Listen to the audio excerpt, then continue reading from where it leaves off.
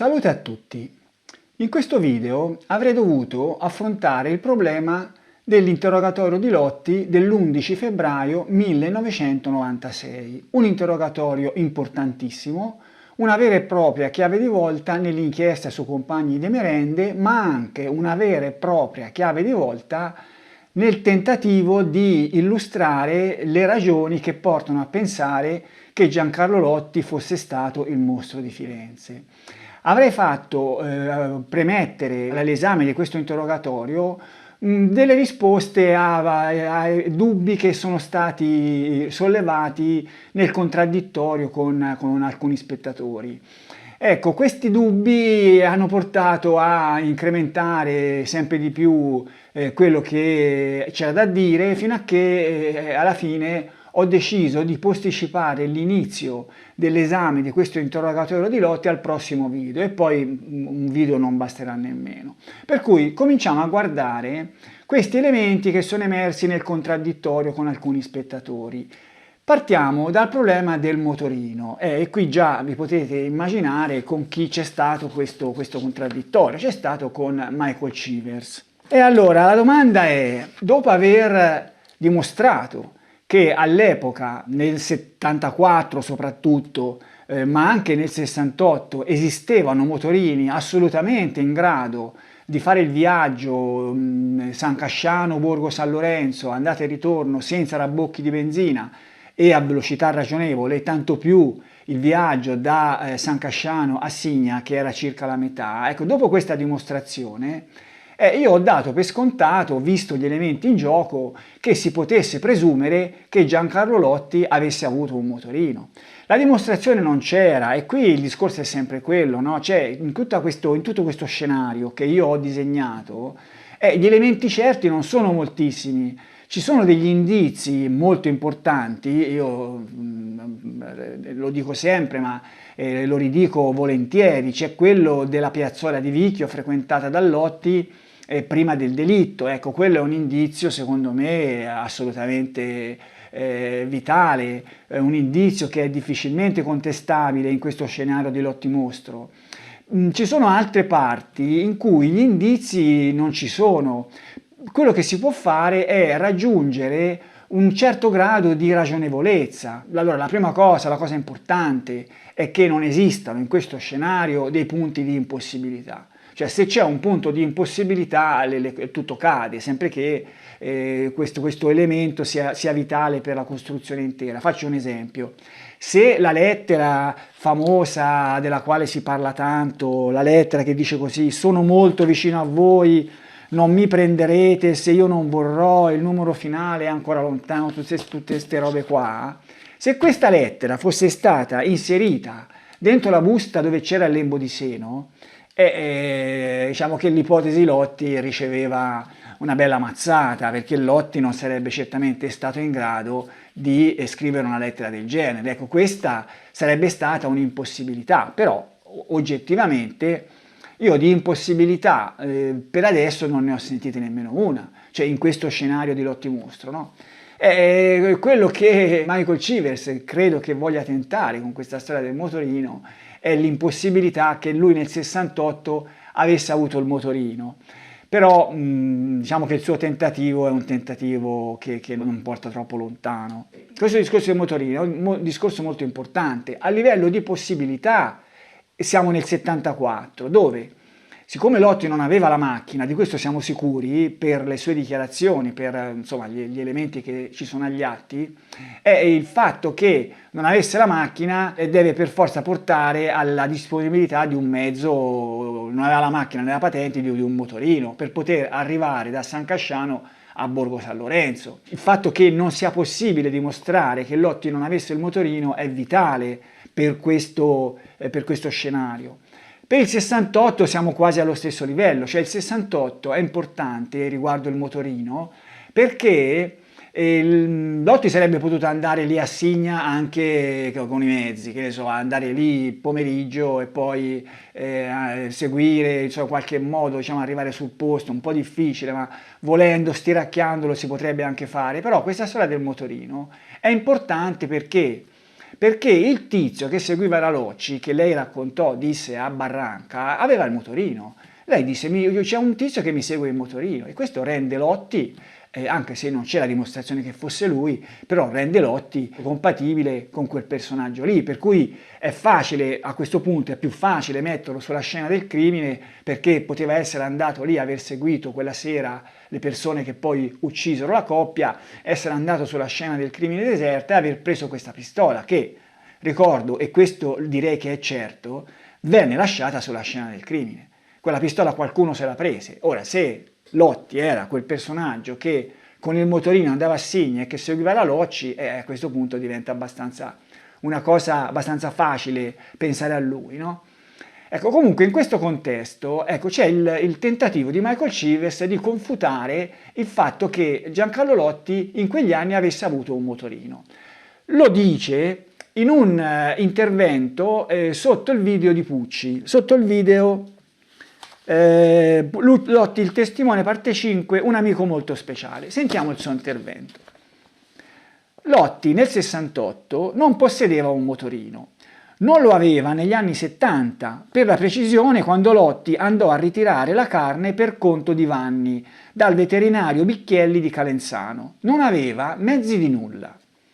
Per stretta conseguenza logica non lo aveva nel 68, e questo va bene, stretta conseguenza logica per modo di dire, perché supponendo pure che in quel momento, quando doveva andare a prendere sta carne, il motorino non ce l'aveva, ma questo non vuol dire che non ce l'avesse avuto prima, però lasciamo perdere, perché non è questa la via per confutare le affermazioni di Michael Chivers. Prevengo la risaputa obiezione, e perché non l'avrebbe potuta avere? Ma i fatti sono questi. Su un piatto della bilancia abbiamo dei precisi riscontri documentali, senti te, dei precisi riscontri documentali, e poi vediamo quali sono questi precisi riscontri documentali, no? Sull'altro abbiamo l'ipotesi di un'ipotesi di un'ipotesi, e qui vediamo la maestria dell'avvocato nel mettere, diciamo, sull'altare le proprie convenienze e buttare nella polvere le convenienze altrui, no? Con una dialettica che è la dialettica dell'avvocato. Ognuno può tirare le proprie conclusioni, ma sentiamo il passo questo elemento che lui chiama preciso riscontro documentale. Sarebbe una frase che Lotti pronunciò in sede dibattimentale nell'udienza del, mi sembra, 27 novembre 97, in uno scambio col PM. Il PM gli aveva chiesto se lui era stato mai a Calenzano, ma Michael Chivers nel suo intervento riporta un paio di frasi. Io vi leggo un insieme un pochino più ampio dove dentro ci sono queste due frasi, per capire meglio qual è il contesto. PM, ricorda di essere mai stato a Calenzano? Anni addietro sì, una volta. Sono andato da un certo dottore che faceva il veterinario, non è che era un dottore che faceva le vetrine, veterinario sarebbe il veterinario di Giancarlo Lotti. Ci andetti a prendere della roba per Mario Vanni, doveva prendere della roba, non mi ricordo se erano braciole o salsicce. Per conto di Vanni, e Vanni mandò lei, dice il PM. Sì, ma allora non avevo mezzi di nulla, andetti con la sita. Eccolo il punto, ecco la dimostrazione, ecco il preciso riscontro documentale di Michael Chivers. La frase di Lotti. Sì, ma allora non avevo mezzi di nulla, andetti con la sita. Non aveva nemmeno la patente ancora? No, allora no, questo gli è prima. Questo veterinario, si ricorda come si chiamava? Dottor Bicchielli. Eccolo qua. Sarebbe questo il preciso riscontro documentale. Non avevo mezzi di nulla. Possiamo da questa frase arguire che in quel momento Lotti non avesse avuto nemmeno un motorino? La macchina non ce l'aveva, questo lo sappiamo. Ma si può arguire da questa frase che non avesse avuto nemmeno un motorino? E la bicicletta? Anche la bicicletta è un mezzo. Non avevo mezzi di nulla, allora non aveva nemmeno una bicicletta? Io direi che non avevo mezzi di nulla, si dovrebbe intendere, non avevo mezzi idonei ad andare a Calenzano, cioè praticamente non avevo una macchina. Allora, con il motorino, lui a Calenzano ci sarebbe anche potuto andare.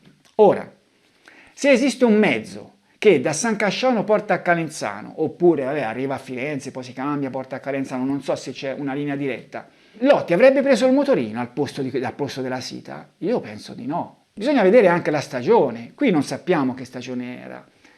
Se fosse stato inverno, direi che dubbi non ce ne sono, cioè d'inverno questo qua il motorino non l'avrebbe preso, per cui la frase non avevo mezzi vuol dire che non avevo la macchina, non è che non avevo nemmeno il motorino. Ma anche se fosse stata estate o primavera, cioè la bella stagione, è comunque farsi 45 km col motorino, sì, si fanno, però insomma è sempre un'ora di viaggio quando uno si mette tranquillo sul pullman e spende magari anche meno di benzina, no? Costa meno della benzina. Per cui questo discorso di Lotti che dice non avevo mezzi è un discorso che non è detto che intendesse non avevo nemmeno il motorino. Io poi vedremo che in quel periodo tutto dice che il motorino ce l'aveva. Ma c'è anche un'altra frase di Lotti che dà da pensare, no? E che volendo potrebbe consentirmi di fare gli stessi sofismi di Michael Chivers, cosa che però io non faccio. Comunque, c'è uno scambio con Bagattini, che era il difensore di Faggi, per cui interessato naturalmente a Calenzano, che è questo, è del giorno dopo, 28 novembre. Bagattini, senta, veniamo un attimo a quel trasporto di carne che lei fece tanti anni fa. Vuol riferire alla Corte che cosa le disse in proposito il Vanni della persona dalla quale lei sarebbe dovuta andare? Dal dottor Bicchielli, risponde Lotti. Che cosa le disse? Chi era questo Bicchielli? Era amico suo? Lui lo conosceva prima di me, mi disse di andare a prendergli, io ero libero quel giorno, andai a prendere questa roba, non so se erano salsicce o braciole, non mi ricordo di preciso. Quanta roba era, se lo ricorda? Non lo so, 2 o 3 kg di roba. Anche qui ci sarebbe il discorso di portare, no, la roba. Andare in motorino vuol dire poi avere uno zainetto, una borsa per portare quello che uno prende. Andare con la sita vuol dire avere una borsa e metterla lì accanto, no? Però 2-3 kg, vabbè, si può anche pensare che 2-3 kg di roba, se erano veramente 2-3 kg, col motorino si potevano anche portare, no? In qualche modo, in un portabagagli per esempio. Però più importante è questa frase, Giancarlo Lotti prese la sita perché non ero nemmeno pratico. Sì, va bene, lei si ricorda, non ero nemmeno pratico della zona. Ecco qua. Cioè qui sembrerebbe che quando Giancarlo Lotti dice che ha preso la sita, prende la sita perché non era pratico della zona, non perché non aveva un motorino. Cioè se si vuole fare del sofismi, se vogliono fare dei sofismi, e qui si va a nozze, perché questa frase vuol dire questo, che io prendo la sita perché non sono pratico della zona. Però non è questa la strada per dimostrare che non si riesce a dimostrare che Lotti non aveva il motorino in quel periodo lì. Non sappiamo quando Lotti prese il motorino, che ce l'avesse lo sappiamo perché l'aveva dichiarato a Fornari e Ragazzi, non sappiamo quando lo prese, però ragionevolmente si può arguire, se non altro si può arguire se quando andò a prendere la carne per Vanni il motorino ce l'aveva. Sentiamo cosa dice a Fornari e Ragazzi. Ha conseguito la patente, loro dicono, no? Loro raccontano, ha conseguito la patente nel 78, all'età di 38 anni, dopo parecchie bocciature, subite negli anni precedenti all'esame di teoria. La patente l'ho presa mica con tanta facilità, se non mi aiutavano non ce la facevo, non mi andava più di andare con il motorino e poi con la macchina puoi andare dove e come vuoi. Ecco, allora qui scopriamo che prima del 78 erano passati diversi anni durante i quali Lotti aveva provato a prendere la patente. Perché voleva prendere la patente? Naturalmente la macchina. Perché era stanco di andare in motorino. Ora, se era stanco di andare in motorino, diciamo dal momento in cui era stanco di andare in motorino al momento precedente, quando l'aveva comprato, non era passato un giorno. Se si era stancato di andare in motorino erano passati degli anni, immagino, no? Insomma, ragionevolmente, perché qui si parte sempre dall'idea che si può raggiungere una condizione di ragionevolezza, non di certezza. Ragionevolmente aveva il motorino dal momento in cui si era stancato da diversi anni. Allora, a che anno si giunge? Si fa presto, 78, se era passato qualche anno che lui stava provando a prendere la patente, si arriva, che ne so, a 73, 74, 75, se poi erano passati ancora diversi anni durante i quali lui si era stancato di avere il motorino, si comincia ad avvicinarsi al 68. Ma andiamo pure sul prudente. Dimenticavo, anche nell'incidente probatorio c'è un cenno a questa storia di quando lui aveva il motorino. L'incidente probatorio che si cita abbastanza poco perché non è in formato PDF ricercabile.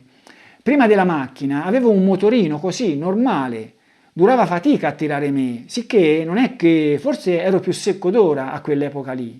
E già che ci siamo, faceva fatica, durava fatica a tirare me.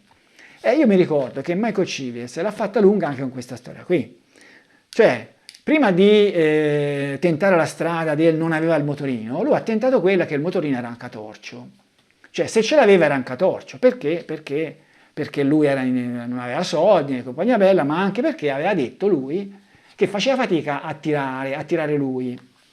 Però questa frase si spiega tranquillamente. Allora, un motorino, pur veloce, quello che è sempre un mezzo con diciamo, una capacità di tiro, una coppia molto limitata, dovuta al fatto che la cilindrata è bassa.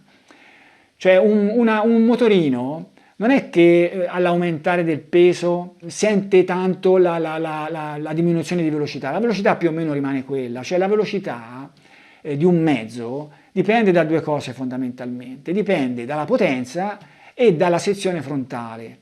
E poi il peso influisce pochissimo, il peso se al limite può determinare un maggiore attrito delle ruote, che ne so, ma è poca roba.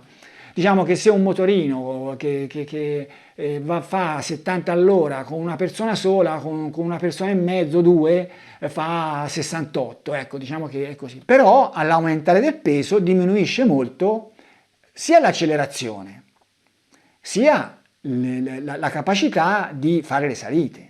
Perché c'è una resistenza maggiore a un cambiamento di velocità, per cui l'accelerazione è minore, e poi quando uno fa una salita, oltre che vincere la resistenza all'avanzamento, anche far diciamo, sollevare il motorino con il guidatore, secondo il principio del piano inclinato, insomma tutti lo sanno, e lì la potenza è necessaria per fare questo lavoro. Cioè io diciamo, ho avuto il motorino e pesavo 60 kg e il mio motorino viaggiava abbastanza veloce, però quando portavo, che ne so, un amico, portavo anche la ragazzina, sì, in velocità andava, però poi se c'era una salita, la salita la sentiva, cioè se una salita che facevi in terza la dovevi fare in seconda, se eri in due. Ora io va bene, ero 60, la ragazzina era, insomma, mettiamo 45, 105 kg, quanto sarà stato Lotti? E Lotti era grosso, lui dice che era più secco che quando era più giovane, sì, può darsi, però probabilmente è sempre stata una persona robusta, come minimo 80 kg era, 80, no, magari anche 90 kg, 85 kg, è un motorino, un guidatore di quel peso lo sente, per cui è giusto che lui faccia questo discorso, che faceva fatica a tirare lui, quando andava in salita faceva fatica, nonostante che magari potesse anche essere un motorino veloce, per cui non è detto che fosse un catorcio, semplicemente i motorini fanno fatica a trasportare dei pesi elevati, per loro costituzione proprio, no? Perché non hanno coppia, non hanno... Vabbè, il discorso è un po' difficile, ma accontentiamoci così. Torniamo a quando Lotti prese il motorino. Allora, non lo sappiamo, no? Possiamo però andare di logica. Allora, noi sappiamo che nel 71 Lotti andò ad abitare in Borgo Sarchiani. Prima abitava in una zona sud di San Casciano, una frazione che non so bene se è Bargino, se è Fornace. Io ho un certificato storico di residenza, questo, per gli anni 60, che ho richiesto all'anagrafe di San Casciano. Purtroppo l'ho richiesto solo per gli anni 60, pensando che non me la mandassero nemmeno, invece me l'hanno mandato limitandosi agli anni 60, era meglio se lo chiedevo per sempre, però per gli anni 60 sappiamo che lui aveva abitato in via Cassia Persiena 117. Poi nel 71 sappiamo da sue dichiarazioni che era andato lì in Borgo Sarchiani, che era più vicino al centro di San Casciano. In Borgo Sarchiani abitava Mario Vanni. Io penso che la sua amicizia con Vanni sia iniziata proprio lì, sia iniziata magari quell'anno lì, 71, magari 72, insomma in quegli anni lì, quando lui era andato ad abitare in Borgo Sarchiani, dove aveva trovato presumibilmente Mario Vanni. Poi lui, o prima o dopo, lì non si sa quale dei due è venuto prima, lui andò a lavorare dai fratelli Scherma a Ponte Rotto. Questo lo sappiamo, questa data circa 71-72, perché lui lo dichiarò nell'incidente probatorio, finì di lavorare dagli Scherma nell'88. Lui dice, io ci ho lavorato fino all'88 da Scherma Roberto, in risposta a Filastò. Mentre Nella perizia Fornari Lagazzi si legge quest'altro. Ha lavorato per 16 anni e mezzo sotto l'acqua e all'umido e sono stati anni duri. Questo è virgolettato, lo dice lui. Allora ero giovane, un mestiere non l'ho imparato, facevo quello che trovavo. Ecco qua. 16 anni e mezzo vuol dire che lui aveva iniziato, qui si intende che sotto l'acqua e l'umidità era la draga, si intende che aveva iniziato nel 72. Nel 72 vuol dire che quando lui ha conosciuto Mario Vanni era il momento che lavorava alla draga, e questo ci porta a due considerazioni. Primo, aveva un lavoro sicuro, un lavoro fisso, un lavoro fisso che gli poteva consentire di comprarsi sto motorino. Insomma, in quegli anni lì io penso che fossero proprio gli anni che lui aveva cominciato a pensare addirittura a una macchina. Siccome non riusciva a prendere la patente, penso che andava in motorino, anche perché da Ponterotta a casa sua e viceversa c'erano 4 chilometri. Sì, poteva anche farli in bicicletta, ma non vedo perché non avesse potuto comprarsi un motorino, visto che lavorava, visto che doveva andare a lavorare, insomma. Io penso che quando si verificò questo episodio delle braciole, della salsiccia, quel che era, con Mario Vanni di Calenzano e compagnia bella, io penso che Lotti avesse avuto il motorino e semplicemente fosse andato con il bus perché non gli conveniva andare a fare un viaggio di 45 km con il motorino se c'era il bus. Cioè quel viaggio lui l'aveva fatto nel 74, anche più lungo forse, insomma di quel livello lì, andando a Borgo San Lorenzo a uccidere quei due poveri ragazzi, ma l'aveva fatto perché non ne poteva fare a meno. Cioè lui non poteva prendere la Sita per andare a Borgo San Lorenzo, cosa avrebbe fatto? Avrebbe preso il pullman, preso i mezzi, poi è rimasto lì in zona a traccheggiare aspettando la sera, poi sarebbe andato lì a piedi, poi per il ritorno cosa avrebbe fatto? Si sarebbe messo a dormire in mezzo all'erba o in qualche casolare abbandonato e la mattina dopo avrebbe preso il treno, avrebbe preso il bus? È chiaro, no? Che in quell'occasione lui aveva il motorino e andò col motorino, però se poteva scegliere, invece del motorino poteva scegliere il bus, come nel caso della carne di Vanni, insomma scelse il bus. Cioè insomma alla fine di certezza non ce ne sono, ma di sicuro non c'è la certezza che dice Michael Chivers che quella frase di Lotti dimostrerebbe che in quell'occasione lui non aveva il motorino. E questo bisogna dimenticarselo, questo è aggiungere ulteriore confusione a uno scenario che di confusione ne ha già anche troppa. Ma a dire il vero, questo, come si può dire, questo fatto che negli anni 70 Lotti avesse il motorino, alla fine poi in un secondo intervento lo pensa anche Michael Cive, si capisce, perché? Perché lui a quel punto va sul 68, cioè è difficile dimostrare che nel 74 Lotti non avesse avuto il motorino, visto che nel 78 disse che era diversi anni che cercava di prendere la patente e era stanco di andare in motorino, no? Cioè, mi sembra logico che arrivare al 74 si fa presto, per cui è proprio un'impresa fallimentare quella di tentare di dimostrare che nel 74 non aveva il motorino. Nel 68 può sembrare più semplice, infatti Michael Chivers tenta questa carta qua. In questo secondo intervento dice questo: l'errore è dare per scontato che nel 68 tutti avessero il motorino. Perché io ho scritto, no, rispondendo, ma il motorino è una cosa normale, come si fa a dire che non aveva il motorino? Il motorino, la sicurezza non c'è, però ragionevolmente una persona di 28 anni del 68 un motorino ce lo poteva avere, non aveva la macchina, aveva un motorino. Quando invece all'epoca non avere un motorino era cosa comunissima perché c'aveva la macchina. Ma chi non aveva la macchina, cosa andava a piedi? Chi non aveva la macchina comprava il motorino. Tanto più per Lotti, orfano di padre dal 66, con una madre gravemente invalida, una sorella maggiore, ultra quarantenne, che era già fuori di casa e se ne disinteressava completamente. Però orfano di padre dal 66, ma nel 66 aveva 26 anni, non era mica un bambino. Cioè insomma, Lotti prima aiutava il papà in campagna, poi faceva quello che trovavo, svolgeva attività saltuarie e poco remunerative. Perizia Fornari Lagazzi. Un panorama di miseria, almeno fino a quando andrà a lavorare alla Draga 72. Prima di allora Lotti non aveva nessun motorino, come del resto dichiara lui stesso. Ecco, qui si capisce che Michael Cive si è reso conto che l'impresa di dimostrare che nel 74 il motorino non ce l'aveva quando sarebbe andato a portare sta carne, è da dimenticarsi, e allora si rivolge al 68. Però andiamo a leggere un altro passo della perizia Fornari Lagazzi. Questo: ha iniziato a lavorare a 20 anni e ha sempre svolto attività poco remunerative e saltuarie, talché ha chiesto alcune volte dei piccoli prestiti in banca. Virgolettato: prima dei 20 anni aiutavo mio padre in campagna saltuariamente, poi mi sono messo a fare quello che trovavo. Al massimo ho preso 1.300.000 lire al mese per il mio lavoro, pochi per mantenere la macchina, mangiare, bere, dormire e andare a donne una volta alla settimana. Per cui da 20 anni, cioè dal 60, perché Lotti è del 40, Lotti lavorava saltuariamente, faceva quello che trovava, non aveva un lavoro fisso, faceva quello che trovava, fino a che nel 72 circa trovò questo lavoro alla Draga, lavoro fisso. Per cui in questi 12 anni faceva quello che gli capitava. Però non è morto di fame, no? Per cui il padre non ce l'aveva, ad un certo punto non ce l'aveva più, la madre era mezza matta, non so, avrà avuto la pensione, ma insomma, cioè, in qualche modo Lotti aveva campato, vuol dire che aveva lavorato. Allora, come aveva lavorato? Io qui annoierò sicuramente qualcuno sarà curioso forse di quello che racconto qualcosa che è successo a me.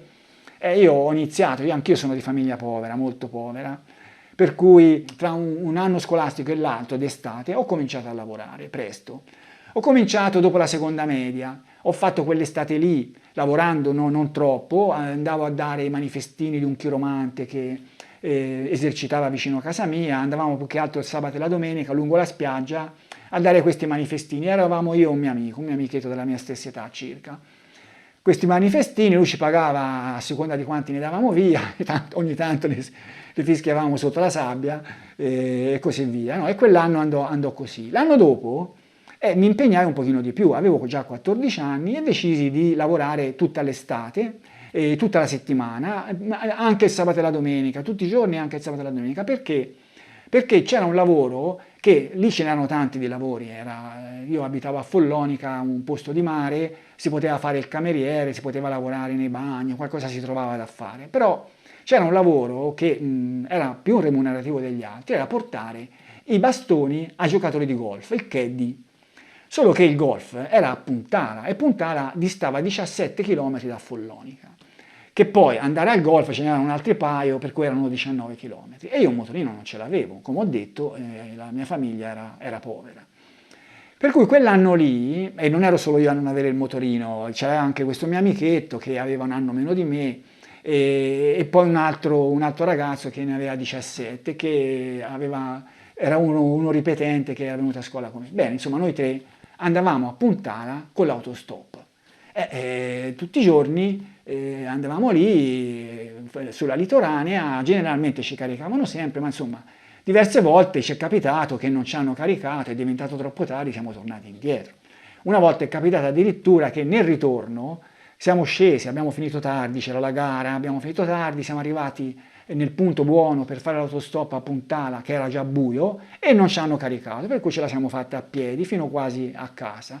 Proprio la sera che c'era il cantagiro, mi ricordo sempre che da un punto alto si sentivano le canzoni, proprio quella sera lì, disgrazia.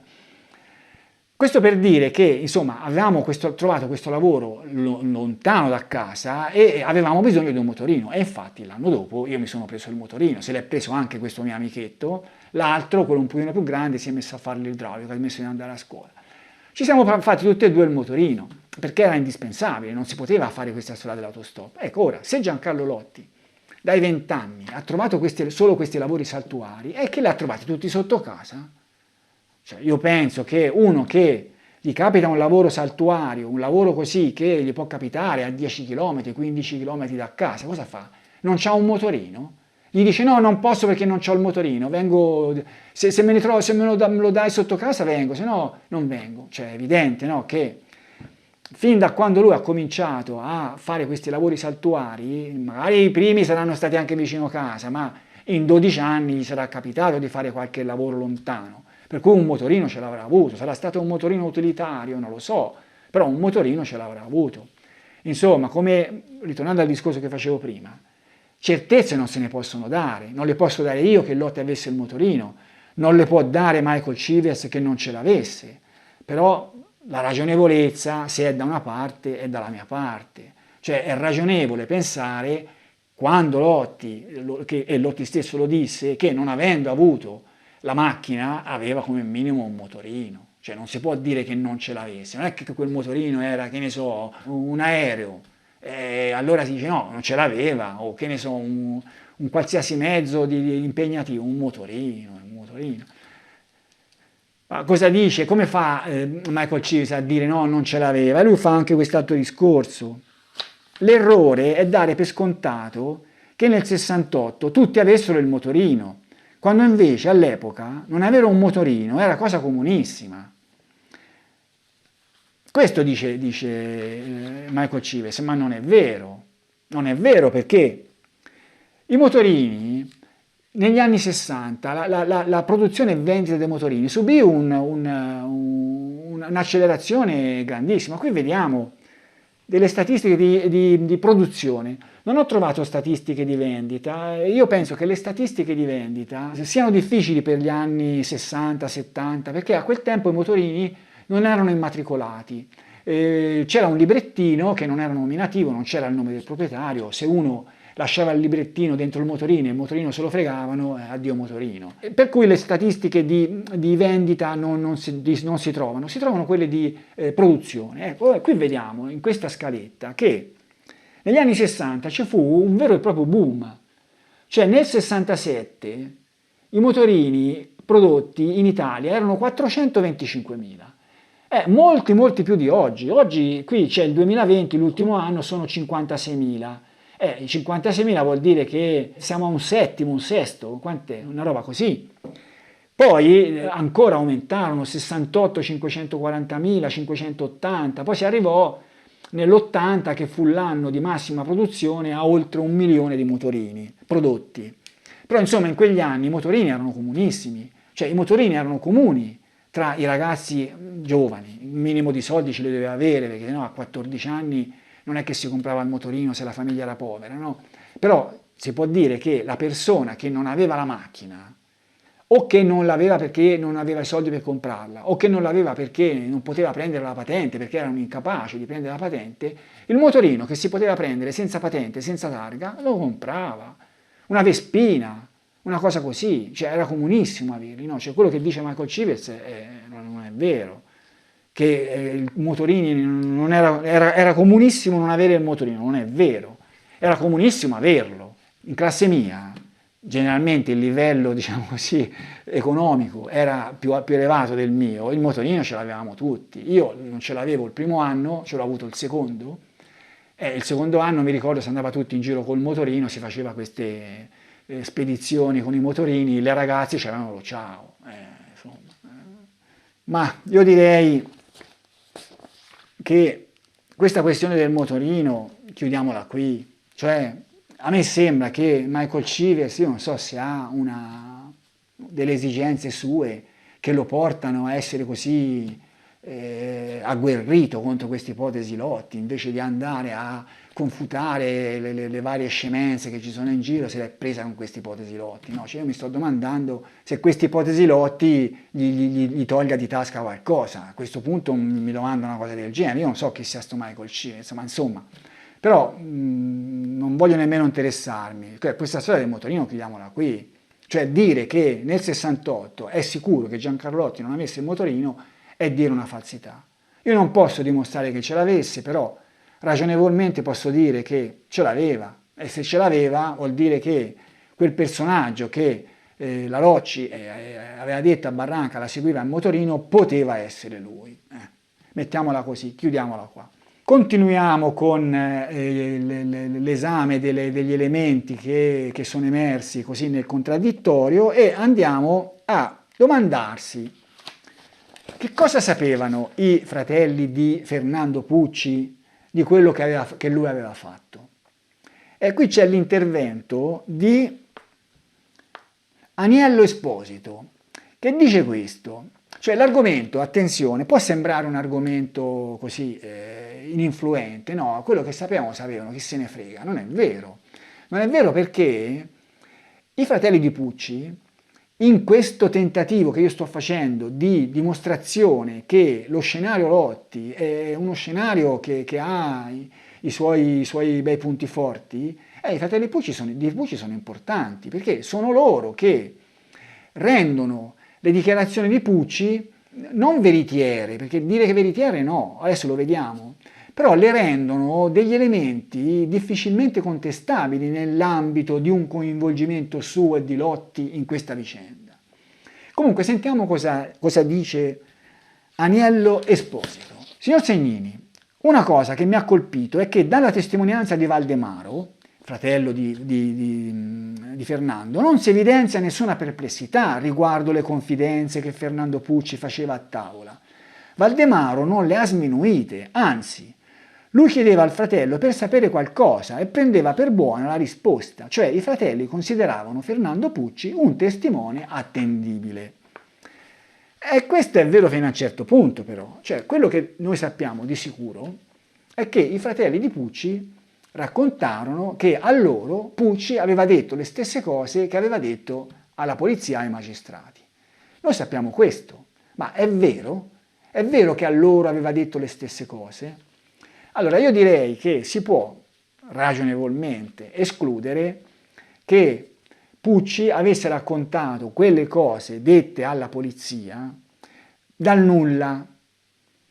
Cioè i suoi fratelli, se lui veramente fosse stato del tutto estraneo, se ne sarebbero resi conto e, prima di tutto, avrebbero impedito un suo ingresso in questa vicenda con i pericoli annessi e connessi. E poi non sarebbero andati dal magistrato a dirgli sì, Fernando ci ha detto queste cose qui come ha detto a voi. Io penso che questo non sarebbe successo. Quello che poteva essere successo sono due cose. O Pucci aveva detto ai suoi fratelli esattamente quello che aveva detto alla polizia, perché temeva anche con loro di dire delle cose che non era il caso di dire, per esempio quelle di aver saputo che Lotti era il mostro, magari era Lotti stesso che gli aveva detto, questo magari per tradizione anche, non dire niente ai tuoi fratelli, oppure l'aveva detto, ma i suoi fratelli non avevano alcun interesse a dire che gliel'aveva detto, perché rischiavano di metterlo nei guai. Qui ognuno si deve fare la propria idea, no? Ma allora, per consentire che ognuno si faccia la propria idea, mettiamo giù così qualche elemento. Innanzitutto, sfatiamo una considerazione, una possibile motivazione dell'agire dei fratelli di Pucci, anche di Pucci stesso. Un possibile ricatto riguardante la pensione, cosa che è stata ventilata, no? Qualcuno l'ha scritto. Hanno ricattato Pucci se non gli tiravano via la pensione. Questa storia della pensione l'abbiamo vista nella perizia Fornari Lagazzi e però emerse soltanto nel dicembre del 96, cioè a fine istruttoria. Cioè Fornari Lagazzi si resero conto che questo certificato di oligofrenia grave era ingiustificato, questo certificato che gli aveva consentito di prendere la pensione. È capibile che quando la sorella Marisa andò a parlare con questi consulenti lei si fosse preoccupata, ma in quel momento, non prima. Poi in ogni caso, ma sarebbe credibile che dei magistrati, dei poliziotti si fossero messi insieme, avessero preso Pucci e gli avessero detto guarda che se non ci dici quello che noi vogliamo che tu dica, ti facciamo perdere la pensione. Io questo l'ho già detto, l'avrebbero preparato meglio innanzitutto se fossero arrivati a una cosa del genere, ma poi non è pensabile che sì, questa è una vicenda di quelle bruttissime, io penso che è una vergogna nella giustizia italiana, i nostri posteri criticheranno a valanga su tutto quello che è successo, però io penso che arrivare a pensare a una cosa del genere è pensare troppo, cioè non è possibile. Non è possibile anche per come si sono svolte le cose, avrebbero dovuto farlo anche con i suoi fratelli, una cosa del genere, dovrebbe esserci stata una commedia, cioè non ha senso. Questo lo dobbiamo mettere da parte. Però c'è il problema, i fratelli cosa sapevano di quello che aveva fatto Pucci? Allora, vediamo qualche elemento. Il 24 gennaio del 96, il giorno dopo il secondo interrogatorio di Pucci, i fratelli furono sentiti. Sentiamo le dichiarazioni di Valdemaro. Gli chiedono quello che lui sapeva. Mentre lo riaccompagnavo a casa, in macchina, al termine del primo interrogatorio, reso in questura un martedì ai primi di gennaio 96, e questo è il primo, quello del 2 gennaio, Fernando mi raccontò che una notte, al tempo in cui frequentava ancora il suo amico Lotti, si trovava in compagnia di quest'ultimo a bordo della sua vettura. Rientravano da Firenze per tornare a San Casciano e si fermarono in cima agli Scopeti per un bisogno fisiologico.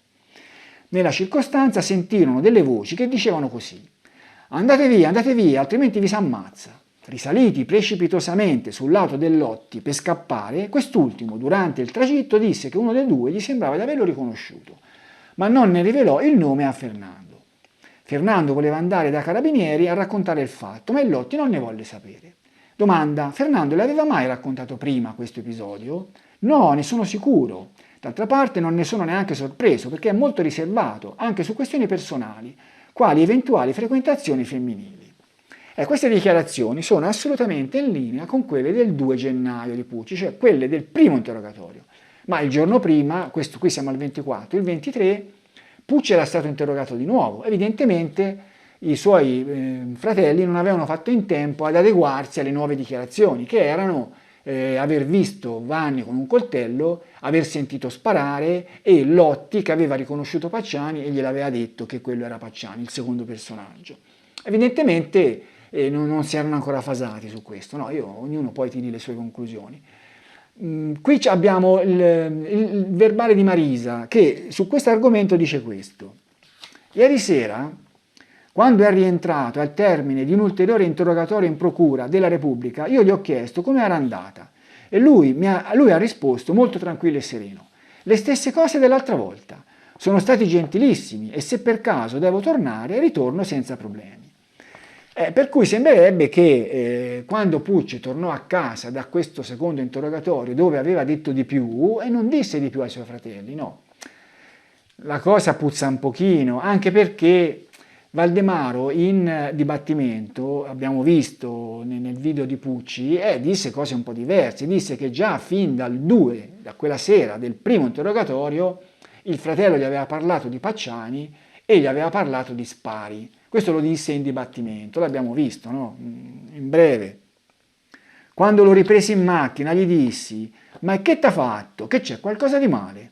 Ma io passai così dagli Scopeti, mi fermai per fare un bisogno con Giancarlo e ho sentito delle voci, poi degli spari, poi sono andato via, ma la voce mi sembrava quella del Pacciani. Mi disse così. Aggiungiamoci un altro tassello.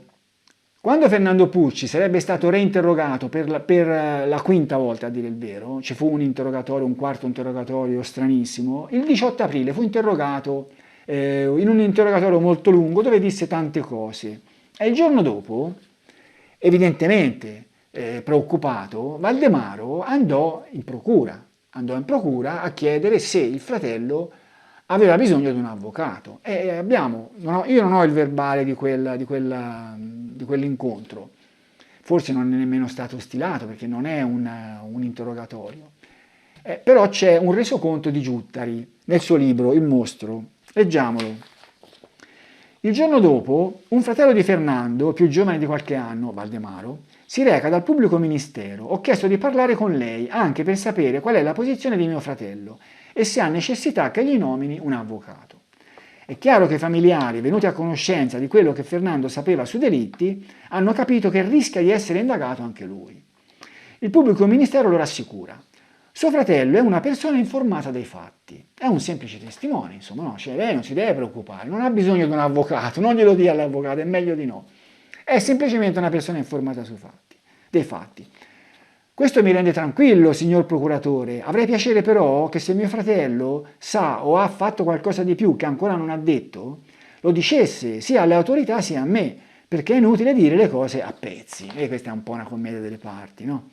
Quel dire le cose a pezzi evidentemente non piace neanche ai suoi familiari, forse cominciano a sospettare che sappia molte altre cose o addirittura che abbia anche svolto un qualche ruolo nei delitti. Il fratello alla fine commenta: mio fratello conosce Lotti da sempre, sono di quei tipi che, come si dice da noi in campagna, pare che si cerchino e che per forza prima o poi si trovino.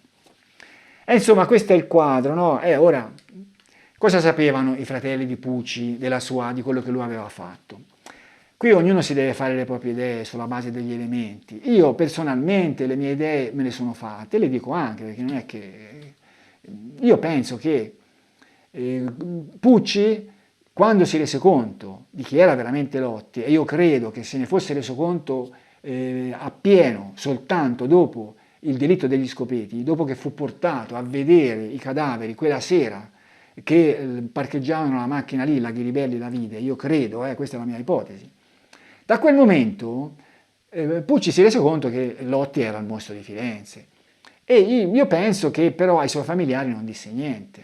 Dico che non lo disse ai suoi familiari, non disse niente ai suoi familiari perché sappiamo che nel 91 ci fu la storia dell'assegno protestato. Insomma, Valdemaro Pucci aveva cambiato un assegno che era un bottegaio, insomma, aveva cambiato un assegno a Lotti e poi aveva trovato che questo assegno era scoperto. Vuol dire che consentiva che il fratello frequentasse Lotti. Io penso che se avesse saputo che Lotti era il mostro di Firenze non avrebbe consentito che il fratello lo frequentasse e non avrebbe cambiato un assegno a Lotti, insomma, no, questo si può dire con una certa sicurezza. Quello che non si può dire è se poi nel momento in cui Pucci venne interrogato, ci fu tutta quella storia, non si può dire poi se effettivamente Pucci allora avesse detto quello che diceva la polizia o avesse raccontato quella che io ritengo fosse stata la verità, cioè che Lotti, che Pacciani e Vanni non c'entravano nulla e che Lotti era il vero assassino. Ma se anche gliel'avesse detto, questi non potevano smentire, non potevano di fronte a, che ne so, in dibattimento dire mio fratello mi ha detto questo, cioè è chiaro, no? Che a quel punto dovevano tenere il gioco e il gioco era quello lì. Insomma, loro, quando Valdemaro era andato a parlare con il magistrato, io non so cosa si sono detti, però insomma si può immaginare che Valdemaro avesse capito che finché le cose rimanevano nel solco tracciato dalla procura, c'era da temere poco. Se si fosse andati fuori, chi lo sa. Rimaniamo ancora su Pucci. Un altro elemento sul quale vale la pena di discutere è l'attendibilità di Pucci, cioè quel discorso che abbiamo letto prima di Aniello, che appunto il fatto che i fratelli di Pucci raccontassero le stesse cose che aveva detto lui sarebbe un avvallo, che Pucci era un testimone attendibile, insomma, lascia il tempo che trova. Allora io qui mi sono sempre abbastanza disinteressato dell'altra parrocchia, cioè io ho pensato di avere davanti l'interlocutore scettico sul coinvolgimento di Pucci e Lotti in questa vicenda. Non ho mai pensato di avere davanti l'interlocutore che invece li ritiene inseriti nel contesto dei compagni di merende, no? Che io ritengo sia uno scenario assolutamente improponibile. Cioè, mi sembra assurdo che la nostra giustizia su quello abbia potuto scrivere una sentenza di condanna di Vanni e Lotti. Io penso che i nostri posteri inorridiranno quando cominceranno a mettere il naso in questa faccenda. Ma mi sembra anche assurdo che ci sia oggi qualcuno che continua a difendere questo scenario. Cioè è uno scenario assurdo. Ma allora, poi lo vedremo andando avanti, ci sono tante di quelle contraddizioni, ma diamo un'occhiata prima di entrare, quello che poi sarà il prossimo video, prima di entrare nel coinvolgimento di Lotti nell'inchiesta, nell'istruttoria, vediamo quello che i magistrati avevano in mano in base alle dichiarazioni di Pucci. Cioè Pucci andò un po' a gradi, no? E questo, diciamo, prendiamo pure per buono il fatto che possa aver avuto paura, aver parlato un poco all'inizio, poi un po' di più, poi un po' di più. No, non è che tornano molto i conti. Comunque, supponiamo pure che le cose siano andate così, che non abbia anche tenuto segreto il fatto che sapeva che Lotti si era messo d'accordo con Vanni e Pacciani, e insomma tutte queste cose qua, no? Rimaniamo proprio aderenti a alcuni elementi della scena del crimine che lui raccontò, e sono elementi che ci dimostrano che Pucci raccontò delle balle astronomiche. Io ne dico soltanto 3. Allora, lui mise la macchina dei francesi davanti alla tenda. Lo disse nei suoi 3 interrogatori. Prima questa macchina sembrava che fosse quella dalla quale erano discesi gli assassini, per cui la loro macchina. Poi nell'ultimo interrogatorio lo disse chiaro, perlomeno questo risulta dal verbale. Quella era la macchina dei francesi, ma non era dietro la tenda, come poi effettivamente venne trovata, ma era davanti alla tenda. Questo, cioè, è una cosa insomma, è una falsità, non so come si deve chiamare, squalifica la sua testimonianza, già questo la squalificherebbe, potrebbe essersi confuso, ma... Però poi ne dice anche un'altra, vide Pacciani che sparò al ragazzo, sparò dentro la tenda, ma quando poi il ragazzo scappò, e qui bisognerebbe capire, Pacciani era lì davanti alla tenda, stava sparando, il ragazzo riuscì a scappare mentre lui sparava e non gli poteva sparare addosso, ma peggio, questo riuscì a scappare, Pacciani lo inseguì, cioè mi sembra, io mi ricordo quando ero piccolo, racconto le cose di quando ero piccolo, una volta quando andavamo a rubare la frutta, un contadino ci disse scappate, scappate che ora vi rincorro. E qui sembra di essere la stessa cosa, no? Cioè, scappa, scappa che ora ti vengo dietro e ti sparo. E Pucci la raccontò così. Cioè questo qua scappò e Pacciani gli andò dietro sparando, ma i bossoli furono tutti trovati attorno alla tenda. Non c'era nessun bossolo che venne trovato per strada durante il tragitto di fuga di questo povero ragazzo. Alla fine c'è anche il terzo elemento, e questo è il più grosso di tutti, Vanni che entra nella tenda dal taglio. Lì veramente è una cosa proprio... Cioè questo taglio che era a mezza costa era di 40 cm, per cui non ci sarebbe nemmeno passato, ma il peggio era che dietro c'era un telo intatto, cioè di lì non ci passava nemmeno una zanzara. Cioè ora, con questi tre elementi così inverosimili, io mi domando come poterono i magistrati dar credito a Pucci. Ma è chiaro, no, che lì i giochi erano un pochino diversi, non interessava la verità, interessava incastrare Pacciani. Questo è stato il peccato originale di questa inchiesta. Attorno a questo peccato originale si è costruito tutto il resto. Ma adesso abbandoniamo anche Pucci e arriviamo a un altro contraddittorio, diciamo così, no? Un contraddittorio piccolo, ma insomma mi dà l'occasione per parlare di Omar Qatar. Allora, Omar Qatar, che chi ha visto il mio video dove invitavo gli scettici a esporre i motivi del loro scetticismo, io avevo invitato Omar Qatar a scrivere un articolo sul suo blog dove mettesse nero su bianco tutte le sue perplessità riguardo questo scenario di Lotti Mostro di Firenze. Perché lui tante volte l'aveva detto, no, però non l'aveva mai fatto, sì aveva fatto qualche cenno qua e là, ma diciamo così, poca roba. E lui sembrerebbe che avesse raccolto diciamo, il mio invito. Infatti è uscito un articolo il 1° gennaio sul suo blog, e qui vediamo la prima pagina. Buoni propositi 2024. Leggiamo quello che scrive. Per il 2024 faccio qualche modesto proposito in campo mostrologico. Ho deciso di accettare la sfida più volte propostami da Antonio Segnini a segnalare ed esplicitare quello che non mi convince, o meglio non quadra, nella sua ipotesi di Lotti serial killer unico dal 74 all'85. Premetto che la storia raccontata da Segnini nel suo blog, nei suoi video su YouTube e da ultimo nel suo recente volume, Quando secondo me il mostro non c'è, è romanzata, non perché l'autore abbia voluto comporla così, ma per oggettiva mancanza di informazioni sul presunto protagonista. Cioè, secondo lui, il fatto che su Lotti ci siano poche certezze mi ha indotto a scrivere un romanzo invece di un saggio. Io questo lo contesto, ma vediamo cosa intende lui. Ora, se un romanzo è ben costruito, e quello di Segnini indubbiamente lo è difficile trovare dei punti deboli nella trama, soprattutto quando di un personaggio si conosce piuttosto poco.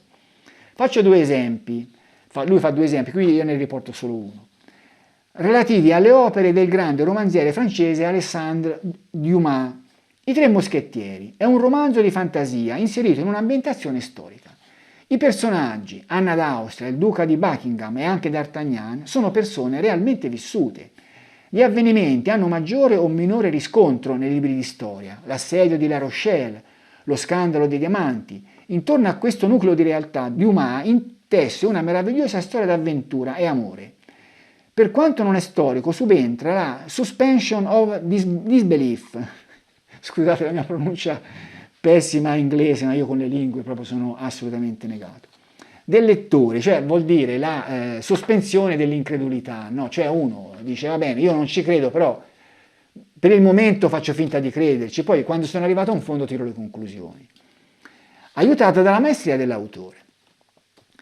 E qui però mi fa un torto Omar Quatar, cioè allora, quando lui, se mai succederà, leggerà il mio romanzo, quello dal quale ho tratto la ricostruzione del delitto di Baccaiano, allora magari potrà anche fare un discorso del genere, anche se anche quel romanzo sarà molto molto più vicino alla realtà di quanto lo sia I Tre Moschettieri di Dumas.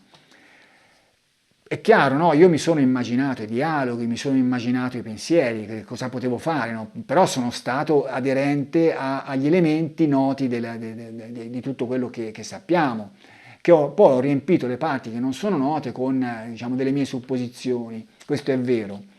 Nel saggio però io non ho fatto questo, io nel saggio ho messo per iscritto quelli che sono gli elementi noti e poi ho dato la mia interpretazione, cioè non è che io ho costruito un romanzo. Io ho dato un'interpretazione storica di una vicenda che ho messo per iscritto e a me non sembra la stessa cosa. Comunque andiamo avanti su quello che lui racconta. Allo stesso modo dei romanzi che ho citato, l'ipotesi di Segnini non è falsificabile. Come non si può dimostrare che D'Artagnan non abbia partecipato al recupero dei diamanti della regina, così non si può dimostrare che Lotti non sia il mostro di Firenze, e qui mi sembra una cosa veramente tirata per i capelli. E come dimostrare che non sia davvero esistita una affascinante e perfida dama soprannominata Milady, visto che un personaggio dello stesso cognome, De Winter, è attestato in altre fonti narrative? Tuttavia è chiaro che l'intreccio è opera esclusiva dell'autore, bisogna quindi ragionare in termini di minore o maggiore plausibilità. È possibile delineare una ricostruzione del personaggio Lotti che sia più lineare, più semplice, in una parola più verosimile di quella di Segnini? E qui cominciamo ad avvicinarci un po' di più, cioè insomma, dire che io mi sono inventato una trama romanzesca, secondo me, è ingiusto. Cioè io ho dato un'interpretazione di una serie di elementi ai quali altri hanno dato altre interpretazioni. Io ricordo le interpretazioni della peste esoterica, insomma, non so se la mia possa essere considerata più romanzesca di quella, io penso di no. Comunque, io ho dato una mia interpretazione. Ecco, vammi a confutare i miei ragionamenti che mi hanno portato a quella interpretazione. Non è un romanzo, non è un'invenzione, è un'interpretazione di elementi noti. È chiaro che meno gli elementi sono noti, maggiore è il peso dell'interpretazione. Più gli elementi sono noti, minore è il peso dell'interpretazione. Insomma, la storia della piazzola di Vicchio, che è nota a Lotti, la mia interpretazione è minima. Cioè, quello è un dato di fatto. Cioè, poi sta alla gente dargli il peso che gli vuole dare, no? Però quello è un dato di fatto.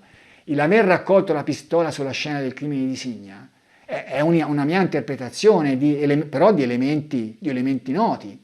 Quella pistola fu lasciata sul posto e io spiego perché fu lasciata sul posto. Abbiamo visto Lotti poteva essere in possesso di un motorino, a questo punto do la mia interpretazione. Ma andiamo avanti. Ma esiste una ricostruzione più lineare, più semplice? A mio parere essa esiste e ne ho parlato spesso in queste pagine. In breve, qual è la sua interpretazione? Si tratta di Lotti falso testimone, estraneo alla vicenda, ma portato a confessare con il miraggio di non finire in carcere a far compagnia a Pacciani. Ecco qua. Cioè, secondo Omar Quatar, Lotti sarebbe stato indotto a confessare per paura di finire in carcere. Lui avrebbe fatto questo ragionamento. Mi conviene dire che sono colpevole in parte, così almeno non vado in galera, anche se sono innocente. Questo è il ragionamento che, secondo Omar Quatar, avrebbe fatto Giancarlo Lotti. In questo senso potrei rivolgere a Segnini l'opposta domanda. Cosa non gli quadra in questa ricostruzione di cui ho scritto ad abbondantiam? Non mi quadrano tutte le domande che io ho fatto sui miei video, alle quali, caro Omar Quatar, a questo punto dovresti rispondere. Sono domande precise. Fai un bell'articolo dove domanda per domanda rispondi. Se vuoi aspettare quelle che farò dopo l'interrogatorio di Lotti, va bene, aspetta quelle, ma poi alla fine dalle queste risposte, non fare come Michael Chivers che va a cercare il sofisma e a quelle domande non risponde. Sono consapevole che esiste qualche crux, la prima confessione di Pucci, la piazzola di Vicchio, ma ne parleremo con tutta calma e a tempo debito. Quindi metto in cantiere ufficialmente un saggio ispirato al contra celsum di Origene. È troppo istruito Omar Quatar per me, io sono ignorante. A confutazione delle false credenze su Lotti. Ma allora, però io a questo punto aspetto che Omar Quatà, il buon Omar Quatà, che è una persona seria, diciamo che mi è capitato anche in passato di averci degli scontri, ma insomma è una persona seria, è un po' di quelli con le sue idee che non gliele togli. Ma è anche logico, no? Uno si è fatto le sue idee dopo tanti anni, cioè, insomma, non è così semplice cambiare idea, io nemmeno lo pretendo, però insomma, giustificami le tue idee a fronte delle mie che sono diverse. Ecco, lui risponderà a queste domande, però intanto voglio discutere un momento di un suo intervento sotto un mio video. È un po' anche come un ammonimento, no? Dico, sta attento perché alle tue risposte io poi darò le mie. Allora, sentiamo. Lui ha fatto un intervento sotto il video di Pucci, dove io ho parlato di negazionismo e scetticismo, no? Qualcuno si ricorderà. Negazionismo in questa vicenda equivarrebbe a sostenere che le coppie non furono uccise. Nessuno lo sostiene, a quel che ne so. Cioè, secondo lui, l'unico negazionismo possibile in questa vicenda sarebbe dire non ci fu nessun omicidio. Cioè, non ci sono altri negazionismi, perché è tutto incerto. E questo è quello che dice lui, no? È tutto incerto. Ma infatti, se uno va a leggere il suo libro, un bel libro, c'è da dire, però è un libro pieno di possibilità che si intrecciano una con l'altra. Potrebbe essere questo, potrebbe essere questo, potrebbe essere quello, potrebbe essere questo. Alla fine uno dice, sì, allora? Cioè, potrebbe essere tutto, ma insomma, mi dai un po' la tua ipotesi. E lui fa fatica a dare la sua ipotesi, no? Cosa che invece io do. Ma lui dice, andando avanti, dice ancora, scetticismo è il lecito e benemerito esercizio del dubbio, che tu eserciti giustamente a piene mani sulle versioni ufficiali. Io sulle versioni ufficiali non esercito lo scetticismo, io dico che sono sballate, cioè do la dimostrazione, non dico soltanto secondo me non è vero, no, ti dico non è vero perché, quello non è scetticismo, questa è una dimostrazione di fallacia di quelle ricostruzioni. Sono ricostruzioni sbagliate e dico anche perché. Perché non si può parlare di scetticismo, tantomeno di negazionismo naturalmente. Ma neghi a chi dubita della tua versione, che come tu stesso hai detto è indimostrabile. Io non do del negazionista a chi dubita della mia versione. Può darsi che andando avanti con tutte queste domande alle quali se non viene data risposta io possa cominciare a dire sì, ho capito, però da scetticismo stiamo andando verso il negazionismo. Io ho fatto l'esempio della terra piatta che è negazionismo, di non credere agli UFO che è scetticismo. Questi sono due estremi, però ci sono anche tante situazioni intermedie in cui parlare di negazionismo e parlare di scetticismo non si sa bene quale delle due sia più appropriato. Faccio un esempio, quello che sta succedendo nel clima, no? Cambiamenti climatici, a che cosa è dovuto? Io penso che via via che andiamo avanti sia sempre più chiaro che è dovuto all'attività umana. Cioè l'attività umana ha determinato un aumento della temperatura, mi sembra abbastanza logico, visto la repentinità di questi cambiamenti, che ci possa essere di mezzo proprio questo aumento dell'attività umana. Insomma, cioè, tutti quegli indiani, tutti quei cinesi che prima magari coltivavano l'orticello, adesso vanno in fabbrica e qui è aumentato tutto, cioè come emissioni di gas, eccetera, eccetera. Io penso che lì si possa cominciare a parlare di negazionismo, se ancora forse non si può, ma tra 10 anni, tra 20 anni, si potrà cominciare a parlare di negazionismo a chi dice che non c'entra niente l'attività umana con i cambiamenti climatici. Questo è un caso un pochino così, ecco, per cui bisogna vedere il discorso lì di Lotti, fino a che punto è negazionismo, fino a che punto è scetticismo. Comunque, andiamo avanti. Nel merito, Pucci è soggetto fragile e influenzabile, esattamente come Natalino. Il parallelismo si estende a due soggetti ipodotati che, pressati dalla giustizia, si autoaccusarono. Mele e Lotti, cioè secondo lui anche Mele si sarebbe autoaccusato di aver commesso il delitto e anche lì io non capisco come fa a dire questo, ci sono delle evidenze che non possono non mettere Stefano Mele sulla scena del crimine, mi sembra una cosa assurda questa, vabbè. E qui Omar Quatar dà una dimostrazione di quello che vuole dire riguardo Lotti e tira fuori proprio quella frase che io mi ricordavo che lui aveva tirato in ballo in passato e che ho detto anche nel video. Me l'hanno detto loro, io non ho mica fatto nulla, a me non me ne frega nulla, non ritornino a fare quel lavoro perché non sta bene. Questa è una frase che pronunciò Lotti, queste frasi le pronunciò Lotti nella telefonata con la Ghiribelli, quando la Ghiribelli gli telefonò il 25 gennaio e il telefono era sotto controllo, abbiamo la registrazione, perché lei aveva subito una perquisizione, telefona a Lotti, anche lui era stato perquisito, e gli dice: ma come, non ci si può fermare neanche a pisciare, me l'hai detto tu, e lui dice questo, e che c'entra, è compagnia bella, no? Questa è una dimostrazione, cioè Lotti non disse che non si era fermato, praticamente accettò quello che gli aveva detto la Ghiribelli, per cui confermò che si era fermata a Scopeti. Ma secondo Omar Quatà la cosa più importante è quest'altra: me l'hanno detto loro. Il soggetto di me l'hanno detto loro è lo stesso di non ritornino a fare quel lavoro. E di che lavoro sta parlando? Degli omicidi o degli interrogatori? E io non so di che lavoro, e Lotti parlava un po' così. E se gliel'hanno detto loro a Lotti, non l'avranno detto loro anche a Pucci?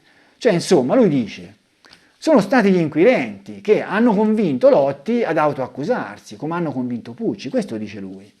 È una buona scusante, su via Lotti o Pucci, l'hanno vista lì la sua macchina, magari si è solo fermata a pisciare, non c'è nulla di male, lo dica e non succede niente, eccetera. Cioè avrebbero messo di mezzo Lotti dicendogli: ma dica, confessi. Sì, ma Omar Quatà però nelle sue, diciamo, come si possono chiamare, insomma, nelle sue confutazioni del mio scenario dovrebbe essere un pochino più accorto, perché qui siamo al 25 gennaio, quando gli inquirenti avrebbero fatto questo discorso con Lotti.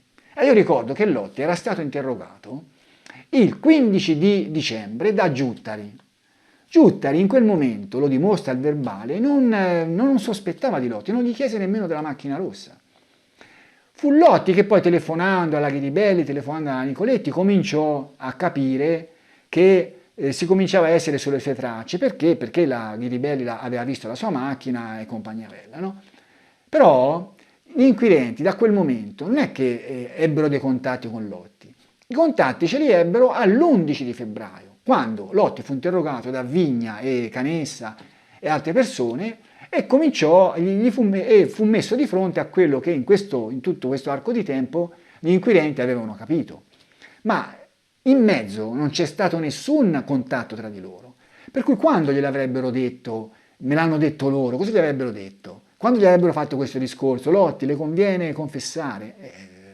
Non tornano i conti, no? Cioè, allora a questo punto io dico, caro Omar, cioè abbiamo visto il poco che è venuto fuori dal discorso di Angeli, io spero che dal tuo venga fuori qualcosa di più serio, cioè spremiti le meningi, cioè rispondi alle mie domande, cioè cerca di trovare veramente delle spiegazioni alternative alle mie perplessità, alle mie ricostruzioni. Se però sono di questo livello, pensaci bene prima di dirle, perché questa non sta in piedi. Abbiamo finito. Il prossimo video, finalmente, io spero che non ci siano occasioni di parlare di altre cose, finalmente affronteremo l'interrogatorio di Lotti dell'11 febbraio, un interrogatorio molto molto molto importante in questo scenario di Lotti mostro, perché in questo interrogatorio il comportamento di Lotti dovrà essere spiegato. Lo vedremo. Chi ha letto il mio libro sa a cosa mi riferisco. Vi saluto.